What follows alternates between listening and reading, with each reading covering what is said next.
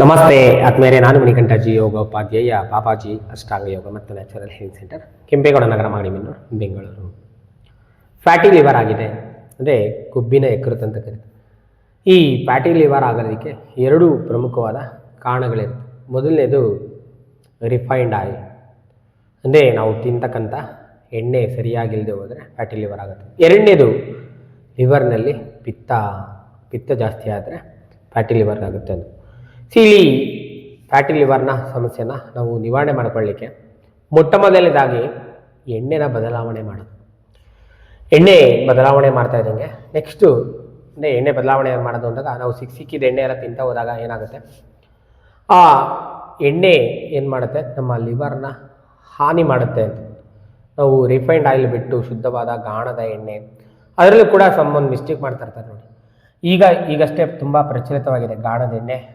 ಆಹಾರಕ್ಕೆ ಅಡಿಗೆಗೆ ಬಳಸಿದ್ರೆ ಅದರಲ್ಲಿ ಕರಿದಂಥ ಪದಾರ್ಥಗಳನ್ನು ಸೇವನೆ ಮಾಡೋದ್ರಿಂದ ಯಾವುದೇ ರೀತಿಯಾದ ತೊಂದರೆ ಉಂಟಾಗೋದಿಲ್ಲ, ಅನಾರೋಗ್ಯ ಉಂಟಾಗೋದಿಲ್ಲ, ನಿಮ್ಮ ಯಕೃತ್ತು ಲಿವರು ಚೆನ್ನಾಗಿರುತ್ತೆ ಅಂತ. ಆದರೆ ಸುಮಾರು ಜನ ತಪ್ಪು ಮಾಡ್ತಾ ಇರ್ತಾರೆ. ಕೆಲವೊಂದು ಸಿಂಪ್ಟಮ್ಸ್ಗಳು ಕಾಣ್ತಾ ಇರ್ತಾವೆ ನೋಡಿ. ಅಂದರೆ ಒಂದೇ ಎಣ್ಣೆಗೆ ಸ್ಟಿಕನ್ ಆಗಿರ್ತಾರೋ ಸದಾ ಕಾಲದಲ್ಲಿ ಒಂದೇ ಎಣ್ಣೆ ಅಂದಾಗ ಶೇಂಗಾ ಎಣ್ಣೆನ ಹೆಚ್ಚೆಚ್ಚು ಬಳಸೋದು.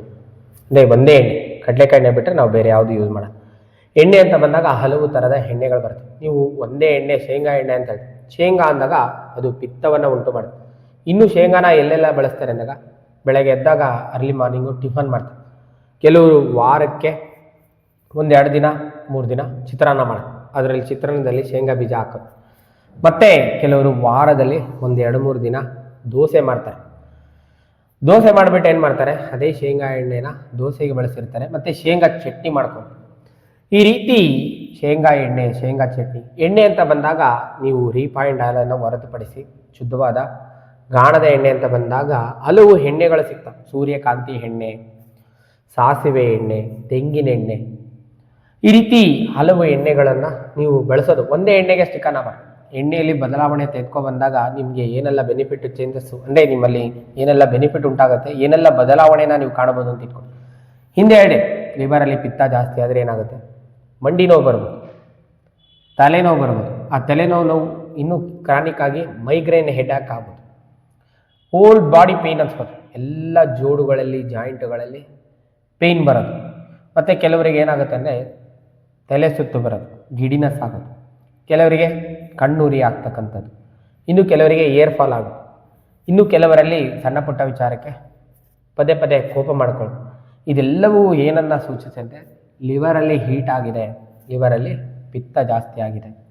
ಸೊ ಬಹಳ ಮುಖ್ಯವಾಗಿ ನಾನು ಮೊಟ್ಟ ಮೊದಲದಾಗೆ ಹೇಳ್ದಂಗೆ ಎಣ್ಣೆಯಲ್ಲಿ ಬದಲಾವಣೆ ತೆಗೆದುಕೊಂಡು ಒಂದೇ ಎಣ್ಣೆಗೆ ಸ್ಟಿಕನ್ ಆಗೋದು. ತೆಂಗಿನ ಎಣ್ಣೆ ಬಳಸೋದು, ಸೂರ್ಯಕಾಂತಿ ಎಣ್ಣೆ ಅಥವಾ ರೈಸ್ ಬ್ರೈನ್ ಆಯಿಲ್ ಅಂತ ಸಿಗುತ್ತೆ. ಆ ರೀತಿ ಎಣ್ಣೆನ ಹಲವು ಥರದ ಎಣ್ಣೆಗಳನ್ನು ಅಡಿಗೆ ರೂಪದಲ್ಲಿ, ಮತ್ತು ಹುಚ್ಚೆಳ್ಳೆಣ್ಣೆ ಅಂತ ಸಿಗುತ್ತೆ. ಈ ರೀತಿ ಒಂದೇ ಎಣ್ಣೆಗೆ ಸ್ಟಿಕನ್ ಆಗ್ದಿರ ನೀವು ಎಣ್ಣೆಗಳನ್ನು 3-4 ಥರದ ಎಣ್ಣೆಗಳನ್ನು ಆಹಾರ ರೂಪದಲ್ಲಿ ಅಡಿಗೆಗೆ ಬಳಸ್ತಕ್ಕಂಥದ್ದು. ಮತ್ತು ನೀವು ಎಣ್ಣೆ ಅಂತ ಬಂದಾಗ ಹೊರಭಾಗದಲ್ಲಿ ರೋಡ್ ಸೈಡಲ್ಲಿ ಅಲ್ಲಿ ಇಲ್ಲಿ ಎಣ್ಣೆಯಲ್ಲಿ ಕರ್ದಿದ್ದ ಎಣ್ಣೆಲೇ ಕರಿತಾರೆ. ಎಲ್ಲರೂ ಹಾಗೆ ಮಾಡಲ್ಲ. ಕೆಲವರು ಏನು ಮಾಡ್ತಾರೆ, ಕರ್ದಿದ್ದ ಎಣ್ಣೆಲೇ ಒಂದು 10-20 ಸಲ ಕರೆದಿರ್ತಾರೆ. ಅಂಥ ಎಣ್ಣೆಯನ್ನು, ಅಂಥ ಆಹಾರವನ್ನು ನೀವು ಸೇವಿಸಿದರೆ ಖಂಡಿತವಾಗ್ಲೂ ನಿಮಗೆ ಕೊಲೆಸ್ಟ್ರಾಲು ಜಾಸ್ತಿ ಆಗೋದು, ಫ್ಯಾಟಿ ಲಿವರ್ ಆಗೋದು, ಲಿವರ್ ಸಂಬಂಧಿತ ಸಮಸ್ಯೆಗಳು ಕೂಡ ತಲೆದೋರು. ಹಾಗೆ ಮತ್ತೆ ಅಡಿಗೆಯಲ್ಲಿ ಕೆಲವೊಂದು ತಪ್ಪನ್ನು ಮಾಡ್ತಾ ಇರ್ತಾರೆ. ಈ ಪಿತ್ತ ಜಾಸ್ತಿ ಆಗಲಿಕ್ಕೆ ನೀವು ಹುಣಸೆಹಣ್ಣು ಆಗ್ಬೋದು, ಟೊಮೊಟೊ ಆಗ್ಬೋದು, ನಿಂಬೆಹಣ್ಣು ಕೂಡ ಆಗ್ಬೋದು. ಇದನ್ನ ಕೂಡ ಅಲ್ಪ ಪ್ರಮಾಣದಲ್ಲಿ ಯೂಸ್ ಮಾಡೋದು. ಸುಮಾರು ಜನ ನೋಡಿ ಹುಣಸೆಹಣ್ಣು ಜಾಸ್ತಿ ಯೂಸ್ ಮಾಡೋದು, ಹುಳಿ ಆಗಿರಬೇಕು ಅಂತ.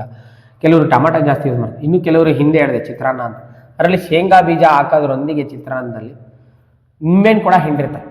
ಆ ಚಿತ್ರಾನ್ನನ ಹುಳಿಯಾಗಿ ಶೇಂಗಾನ ಜೊತೆಯಲ್ಲಿ ಶೇಂಗಾ ಬೀಜನ ಸೇರಿಸ್ಬಿಟ್ಟು ಹುಳಿಯಾಗಿ ತಿನ್ನೋದು. ಈ ರೀತಿ ಮಾಡ್ದಂಗೆಲ್ಲ ನಿಮಗೆ ಹಿಂದೆ ಹೇಳಿದ ಎಲ್ಲ ಸಿಂಪ್ಟಮ್ಸ್ಗಳು ಕಂಟ್ರೋಲ್ ಬರಲ್ಲ. ಈ ಕತ್ನೋವು ಬರೋದು, ಶೋಲ್ಡರಲ್ಲಿ ಪೇಯ್ನ್ ಬರೋದು, ಜಾಯಿಂಟ್ ಪೇಯ್ನ್ ಎಲ್ಲ ಬರೋದು, ಏರ್ ಫಾಲ್ ಆಗೋದು, ನೀವು ಏನು ಮಾಡಿದ್ರೂ ಕಂಟ್ರೋಲ್ ಬರ್ತಾರಲ್ಲ. ನೀವು ಅದ್ರ ಸಲುವಾಗಿ ಅನೇಕ ಥರದ ಔಷಧಿ ತೆಗೆದುಕೊಂಡ್ರು ಕೂಡ ಇದು ಯಾವುದೂ ಕೂಡ ಕಂಟ್ರೋಲ್ ಬರ್ತಾರಲ್ಲ. ಸೊ ಮೊಟ್ಟ ಮೊದಲನೇದಾಗಿ ಆಹಾರದಲ್ಲಿ ಬದಲಾವಣೆಯನ್ನು ತೆಗೆದುಕೊಳ್ಳೋದು, ಎಣ್ಣೆನ ಬದಲಾವಣೆ ಮಾಡ್ಕೊಳ್ಳಿ. ಒಂದೇ ಎಣ್ಣೆಗೆ, ಒಂದೇ ಥರದ ಅಡಿಗೆ ಎಣ್ಣೆಗೆ ನೀವು ಸ್ಟಿಕ್ ಆಗಬೇಡಿ. 3-4 ಥರದ ಎಣ್ಣೆಯನ್ನು ಬಳಸಿ. ಕೆಲವರಿಗೆ ಪಿತ್ತ ಇನ್ನೂ ಜಾಸ್ತಿ ಆದಾಗ ಆ ಸ್ಕಿನ್ನಲ್ಲಿ ತೋರಿಸ್ಬೋದು, ಸ್ಕಿನ್ ಇಚ್ಚಿಂಗ್ ಆಗೋದು, ಸ್ಕಿನ್ನಲ್ಲಿ ಸಮಸ್ಯೆಗಳು ತೋರೋದು, ಎಲ್ಲವೂ ಕೂಡ ಪಿತ್ತ ದೇಹದಲ್ಲಿ, ಅದರಲ್ಲಿ ಎಸ್ಪೆಷಲಿ ಲಿವರಲ್ಲಿ ಪಿತ್ತ ಜಾಸ್ತಿ ಆದಾಗ ಈ ರೀತಿಯಾದ ಹಲವು ಸಿಂಪ್ಟಮ್ಸ್ಗಳು ಕಾಣಿಸ್ಕೊಳ್ತವೆ. ಮಂಡಿ ನೋವು, ಸುಮಾರು ಜನ ಮಂಡಿ ನೋವು ವಾಸಿ ಆಗ್ತಾ ಇಲ್ಲ ಅಂತ ಹೇಳ್ತಾರೆ. ನೋಡಿ, ಎಣ್ಣೆ ಬದಲಾವಣೆ ಮಾಡಿ ನೋಡಿ, ಆಹಾರದಲ್ಲಿ ಎಣ್ಣೆ ಸೊ ಈ ವಿಡಿಯೋದಲ್ಲಿ ಹಿಂದೆ ಹೇಳಿದಂಥ ಎಲ್ಲ ಬದಲಾವಣೆಯೊಂದಿಗೆ ನಿಮ್ಮಲ್ಲಿ ಈಗಾಗಲೇ ಆ ಸಿಂಪ್ಟಮ್ಸ್ ಎಲ್ಲ ಇದೆ, ಪಿತ್ತ ಜಾಸ್ತಿ ಇದೆ. ಸೊ ಆಹಾರದಲ್ಲಿ ಬದಲಾವಣೆಯನ್ನು ತೆಗೆದುಕೊಂಬರೋದ್ರೊಂದಿಗೆ ಒಂದು ಅದ್ಭುತವಾದ ಅಕ್ಯುಪ್ರೆಷರ್ ಪಾಯಿಂಟ್ ಇದೆ ಕಾಲಲ್ಲಿ, SP6 ಅಂತ.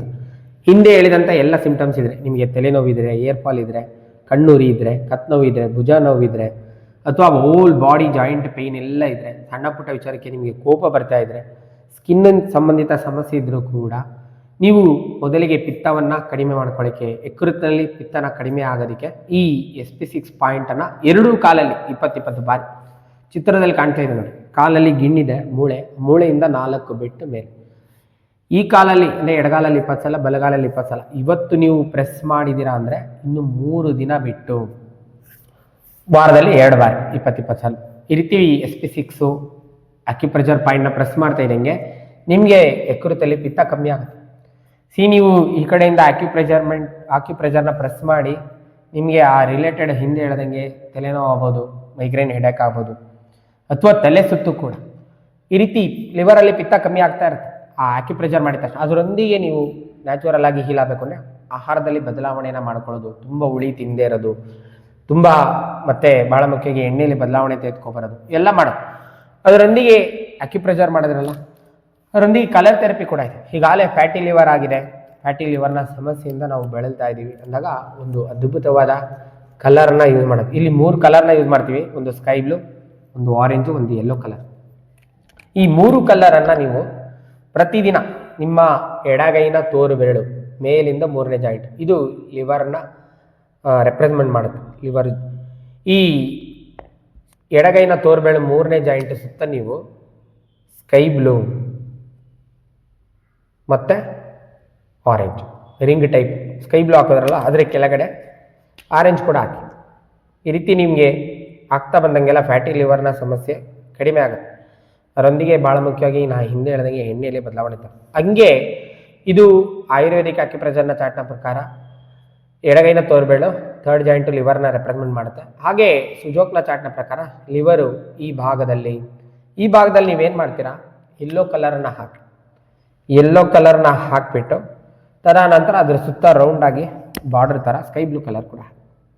ಇದು ಫ್ಯಾಟಿ ಲಿವರ್ನ ಸಮಸ್ಯೆಯಿಂದ ಯಾರು ಬಳಲ್ತಾ ಇದ್ರೆ, ಫ್ಯಾಟಿ ಲಿವರ್ ಆಗಿದೆ ಅಂತ ಮೆಡಿಕಲ್ ಚೆಕಪ್ ಮಾಡಿಸಿ ಗೊತ್ತಾಗಿದ್ರೆ ಖಂಡಿತವಾಗ್ಲೂ ಈ 2 ಕಲರ್ನ ಪ್ರತಿದಿನ ಹಾಕ್ತವೆ, ಫ್ಯಾಟಿ ಲಿವರ್ ಕಮ್ಮಿ ಆಗುತ್ತೆ. ಅದರೊಂದಿಗೆ ನಿಮಗೆ ತುಂಬ ಪಿತ್ತ ಇದೆ, ತುಂಬ ಕಂಟ್ರೋಲ್ ಬರ್ತಾ ಇಲ್ಲ, ತಲೆ ಸುತ್ತೆಲ್ಲ ಇದೆ, ಗಿಡಿನಸ್ ಆಗ್ತಾ ಇದೆ ಅನ್ನೋರು ಬಲಗೈನ ಉಂಗುರದ ಬೆರಳು ಉಗುರಿನ ಕೆಳಗಡೆ ಒಂದು ಯೆಲ್ಲೋ ಕಲರ್ ಡಾಟ್, ಇದರಿಂದ ನಿಮಗೆ ತಲೆ ಸುತ್ತು ಕಡಿಮೆ ಆಗುತ್ತೆ.